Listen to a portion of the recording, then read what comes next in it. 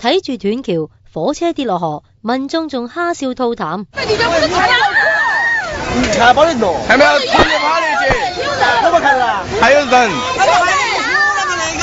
兩列車廂飄到去下游200米嘅地方，有火車乘客仲發出手機求救短信，有村民用石頭敲碎車窗救人。四川連日暴雨搞到河水暴漲，呢一列西安開去昆明嘅 K165列車駛到去寶雞至成都鐵路廣漢段，正在橫過石亭江大橋，車長就發覺列車點解沉緊，仲出埋軌添。半個鐘頭之內緊急疏散700個乘客，3個橋墩已經被衝到冧咗，2節車廂就跌咗落河。但有圍觀者嘅反應就係